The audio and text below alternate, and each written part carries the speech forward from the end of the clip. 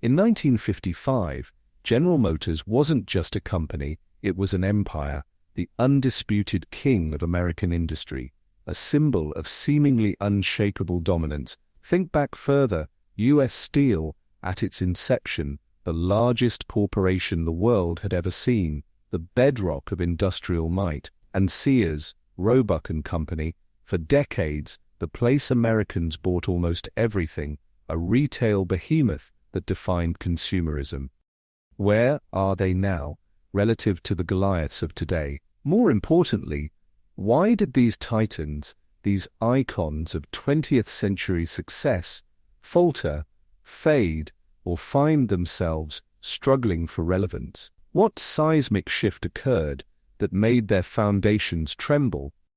What if the reason isn't just bad luck, or a few strategic missteps? What if the very way we think about business, the fundamental concepts we use to describe corporations, profit, assets, and even ownership, what if almost everything we are told about business is fundamentally wrong for the world we live in today? Imagine trying to navigate a newly discovered continent, vast and complex, using a tattered, inaccurate map drawn centuries ago for a different land entirely. That's the provocative challenge laid down by economist John Kay. Welcome to CEO's Library, the 1% bookshelf, where we distill the most potent ideas from groundbreaking books for leaders like you. Today, we're diving deep into John Kay's penetrating analysis, The Corporation in the 21st Century, Why Almost Everything We Are Told About Business Is Wrong. This isn't just another business book, it's a fundamental re-examination of the economic landscape. We'll explore why the language and models we inherited from the industrial past, Kay calls them old wineskins, are disastrously inadequate for containing the new wine of modern business reality. We'll uncover Kay's crucial insights on what truly drives sustainable success in this century, distinctive capabilities, collective intelligence, and the powerful concept of economic rent, a far cry from simply owning physical capital. We'll critically dissect the ubiquitous mantra of maximizing shareholder value, revealing why Kay, and even figures like Jack Welch, ultimately saw it as potentially destructive, the leaky pipes beneath the corporate floorboards, and we'll look forward, grappling with transformative ideas like capital as a service and genius's rise of the hollow corporation.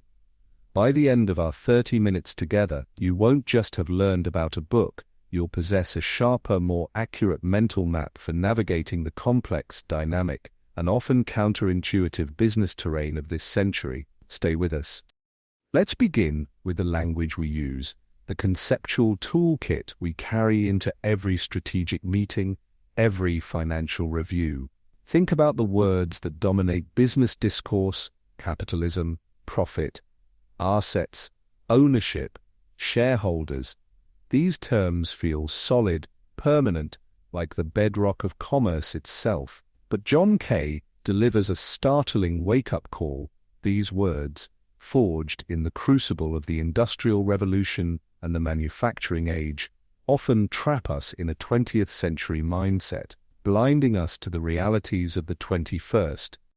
Why did the language that so accurately described the era of U.S. Steel, Ford Motors, and vast factory floors fail to adapt smoothly to the age of Google, Apple, Microsoft, and complex global service networks? The disconnect is profound. The industrial era was built on a clear, almost intuitive linkage. Wealth often meant owning physical assets, factories, machines, railroads, and owning those assets granted control over the enterprise.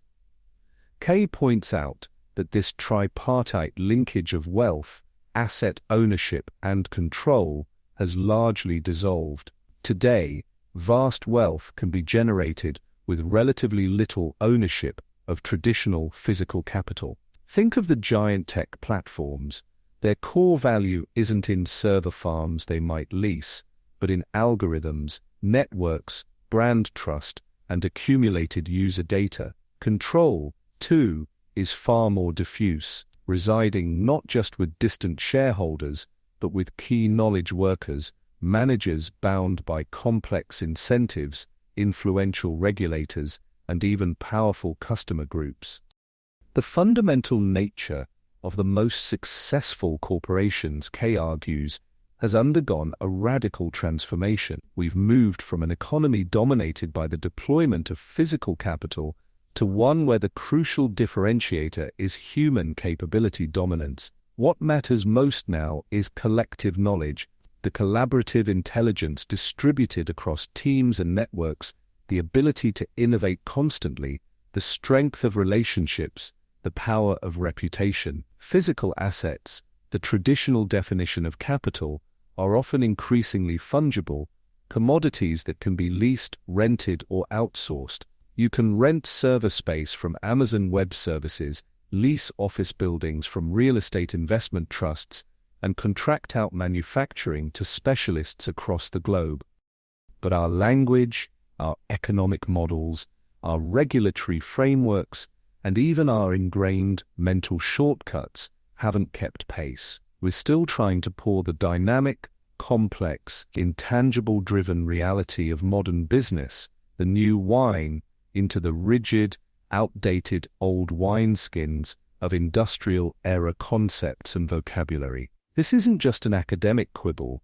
It has dangerous practical consequences. It leads to misdiagnosis of problems, flawed strategic choices, misplaced investment priorities, and an inability to truly grasp where value is created and where competitive advantage lies. We measure the wrong things, incentivize the wrong behaviors, and tell ourselves stories about our businesses that are increasingly mythical. So, here's a challenge for you right now. Pause and reflect for a moment. When you talk about your company's assets in your next board meeting or strategic discussion, what are you really focusing on? Is it the depreciating value of machinery on the balance sheet? Or is it the irreplaceable expertise of your research and development team? The hard-won trust embodied in your brand's reputation? The intricate web of relationships with your suppliers and customers?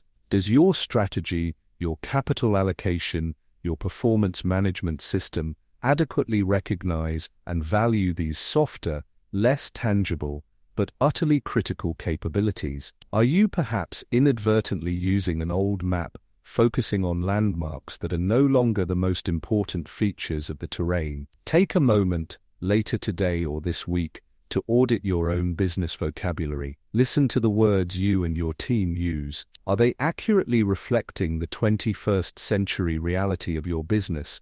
Or are they echoes from a bygone era, potentially leading you astray? Recognizing the language gap is the first step towards navigating more effectively.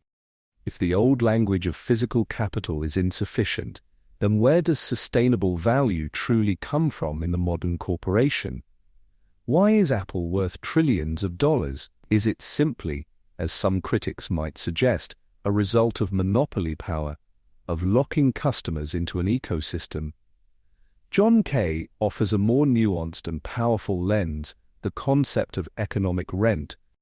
To understand this, let's consider an analogy Kay uses, contrasting two footballing geniuses from different eras. Sir Stanley Matthews, arguably the greatest English footballer of his generation in the mid-20th century, earned a relatively modest wage, barely more than a skilled tradesman. Fast forward several decades, Lionel Messi, a player of comparable genius in his own time, commands earnings that run into the tens, even hundreds of millions. Both possessed extraordinary, rare talent. So what changed? It wasn't just inflation or the commercialization of sport. Kay argues it reflects the nature of economic rent.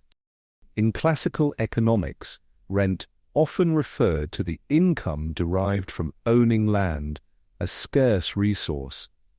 Kay expands this idea significantly. Economic rent, in his framework, is the surplus earned by a company or individual because they possess something distinctive, something that allows them to do things better, more efficiently, or more desirably than their competitors.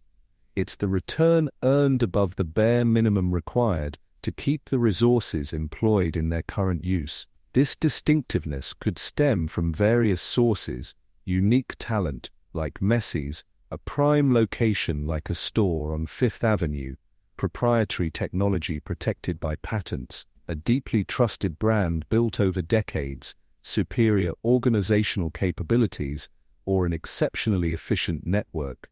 The key is differentiation. Value comes from being different and better in ways that are hard for others to copy quickly or cheaply.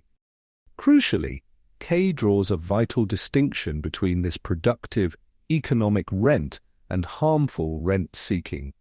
Productive rent arises from genuine value creation, innovation that lowers costs or delights customers, superior efficiency, unique skills, or organizational designs that foster collaboration and speed. This kind of rent is the legitimate reward for doing something exceptionally well. Rent-seeking, on the other hand, is about extracting value without creating commensurate value. Think of lobbying for regulations that stifle competitors but don't benefit consumers, unnecessary intermediaries who inflate costs without adding function, or exploiting information asymmetries purely for gain. Productive rent drives economic progress. Rent-seeking often hinders it.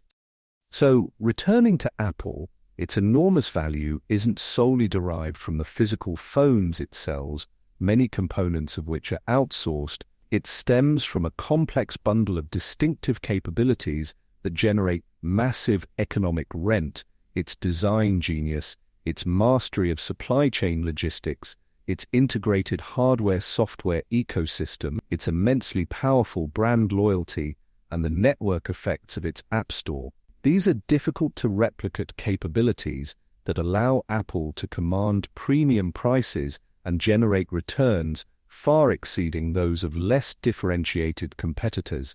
The engine driving this, Kay emphasizes, is collective intelligence, the ability of the organization to harness and combine the knowledge, skills, and creativity of thousands of individuals in a way that produces something unique and valuable. It's not just about individual stars, it's about the system that enables them to shine together. The practical application for you as a leader is profound. Shift your strategic focus. Instead of just asking, "How can we increase profits?" ask, "What are our organization's truly distinctive capabilities?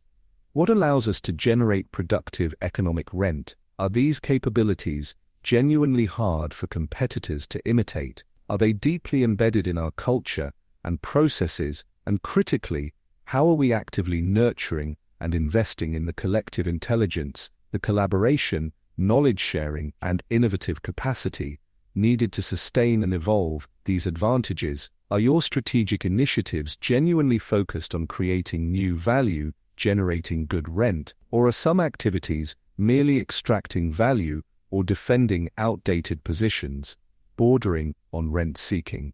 This fundamental shift in perspective, from a narrow focus on accounting profit to a broader understanding of distinctive capabilities and economic rent, can revolutionize how you think about strategy, innovation, and long-term value creation. Measure what matters. Reward the development of capabilities that are truly differentiating. That's how you build a resilient, high-performing organization for the 21st century.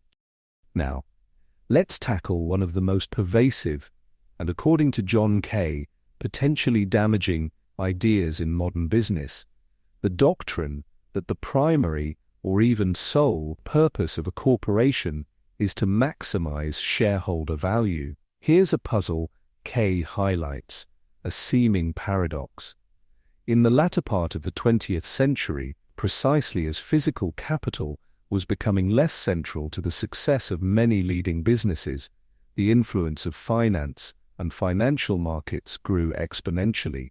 And alongside this financialization came the relentless drumbeat of shareholder value maximization, championed by academics, consultants, investors, and even many executives. Why did this idea take such firm hold, And more importantly, what were its consequences?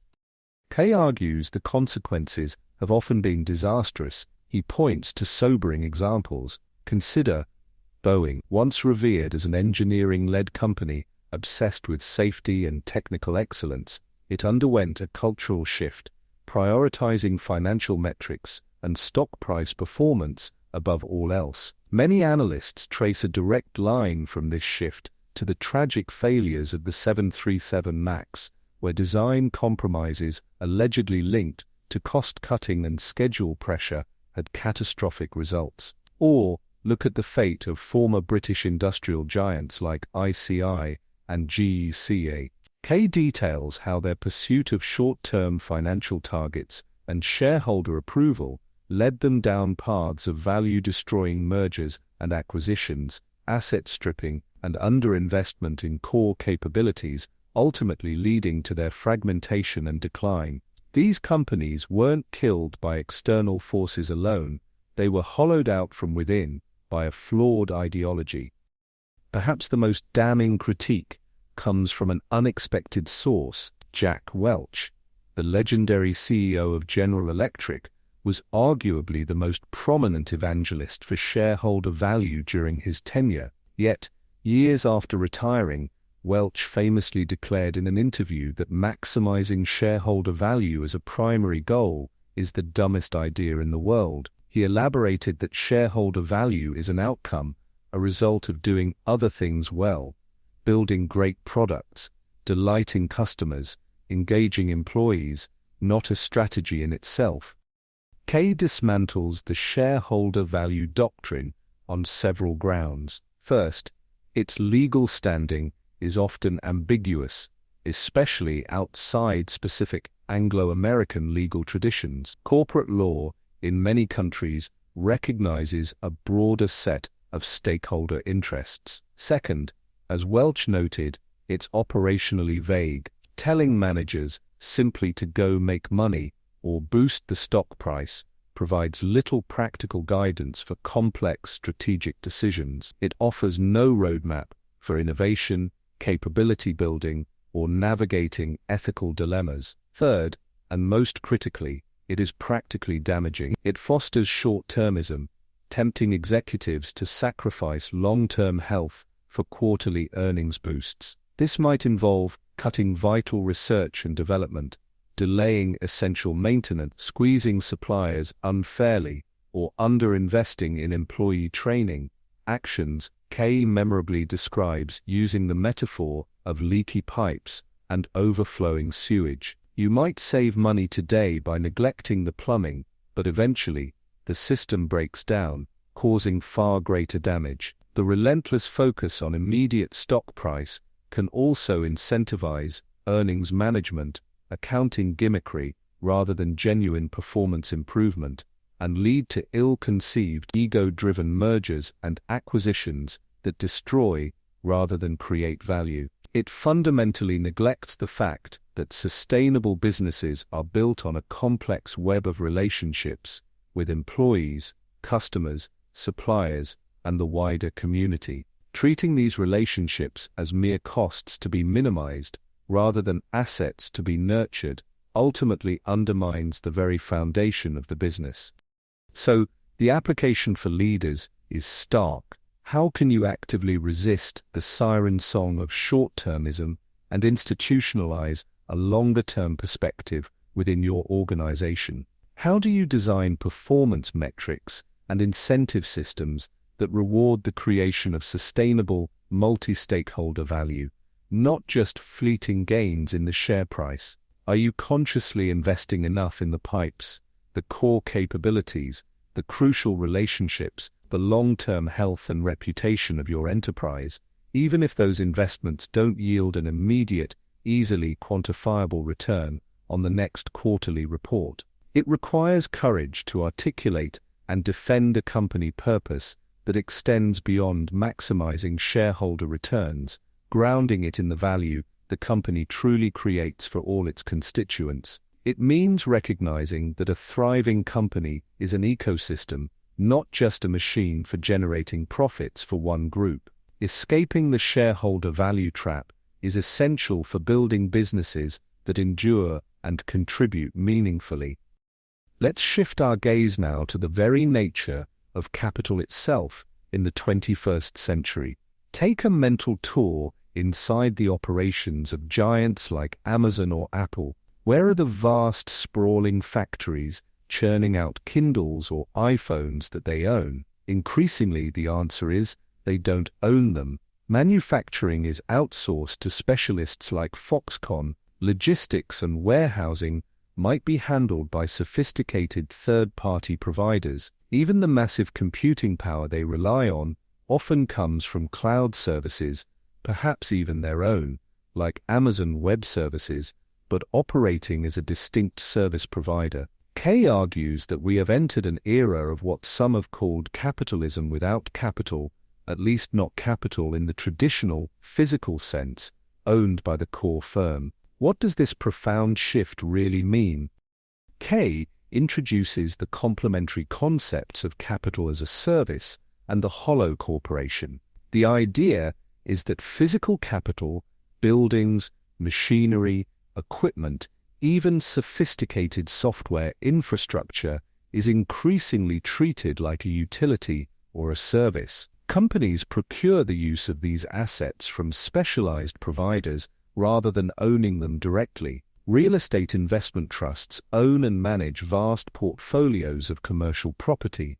Equipment leasing companies provide machinery. Cloud providers like AWS, Microsoft Azure, and Google Cloud offer immense computing resources on demand. The core firm, the hollow corporation, then focuses its resources, attention, and investment on its unique, distinctive capabilities, the things that truly differentiate it and generate that economic rent we discussed earlier. For Apple, its design, branding, ecosystem management, and supply chain orchestration. For Amazon, its logistics, customer data analysis, platform network effects, and increasingly, the provision of cloud infrastructure itself. For a pharmaceutical company, it might be drug discovery and clinical trial management, while manufacturing is contracted out. This shift fundamentally changes our understanding of corporate assets and redefines who controls the means of production, the classic Marxist phrase. The capitalists in this new landscape are a more complex and dispersed group than the factory owners of the Industrial Revolution. They include the shareholders of the core hollow corporation, certainly, but also the executives wielding significant decision-making power, the financiers arranging complex deals and providing leverage, the shareholders and bondholders of the specialized capital providers like the REITs or leasing companies, and even ordinary savers whose pension funds and mutual funds own stakes in all these entities. Ownership itself becomes a much more blurred and layered concept than the simple notion of shareholders owning the company in a direct controlling way. The legal structure disperses rights and responsibilities across a complex network of contracts and relationships. What are the strategic implications of this for your business? First, it demands a rigorous evaluation of your own make or buy decisions, but through a capabilities lens. Don't just ask, can we do this cheaper in-house? Ask, is owning and operating this particular asset or performing this function truly central to our distinctive competitive advantage, or could it be procured more efficiently and flexibly as a service from a specialist provider, freeing up our capital and management attention to focus on what truly makes us unique? Are you allocating your precious resources, financial capital, human talent, leadership focus, to the areas where you genuinely have or can build a defensible edge based on unique capabilities?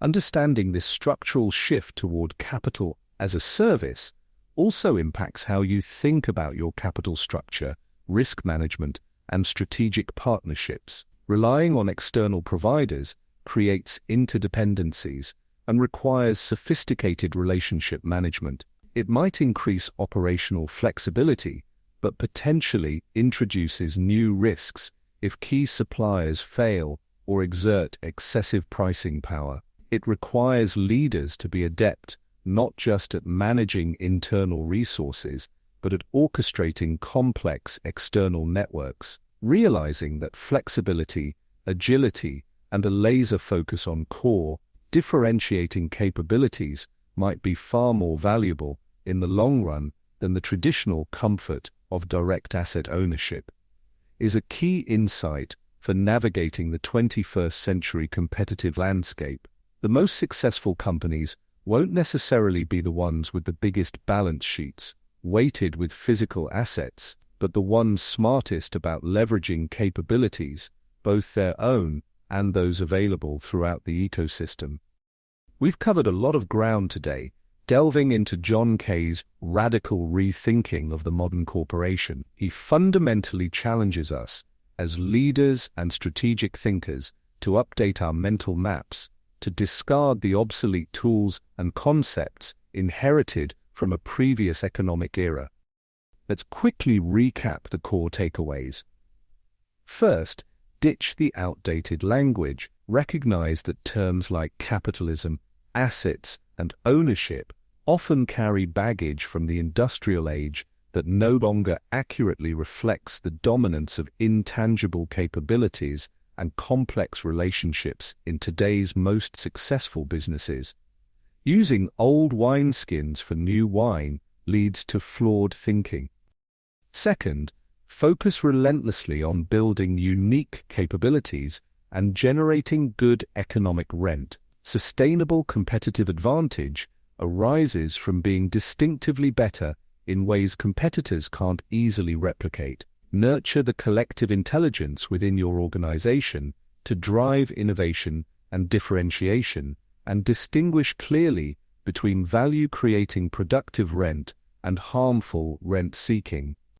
Third, beware the shareholder value trap. While profitability is essential, making shareholder value maximization the sole objective is often operationally vague and practically damaging, leading to short-termism, underinvestment in core health, the leaky pipes, and the neglect of crucial stakeholder relationships. Remember Jack Welch's eventual verdict: it can be the dumbest idea in the world. And fourth, understand the profound shift towards capital as a service and the rise of the hollow corporation. Recognize that owning physical assets is often less important than controlling distinctive capabilities. Leverage external providers strategically. Focus your resources on what truly differentiates you, and grasp the complex, dispersed nature of ownership and control in the modern economy. The 21st century corporation is fundamentally a complex, relational entity built on collective intelligence, not just a collection of physical assets managed for shareholders. So the crucial question remains: how will you apply these powerful insights? Here's a simple starting point. This week, consciously question one core assumption you hold about your business or industry. Is it truly valid in today's environment? Identify one distinctive capability that is absolutely critical to your future success and ask, how can we nurture and strengthen it further? For a much deeper dive, filled with rich historical context, detailed examples, and the full force of Kay's arguments, we highly recommend picking up a copy of The Corporation in the 21st Century. You can find links to purchase the book or audiobook in our show notes.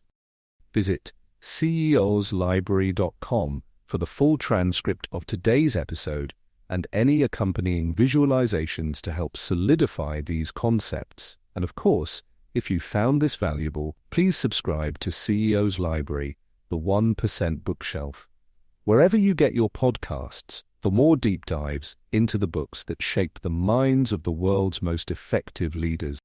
Thank you for joining us. Now go, update your map, and navigate wisely.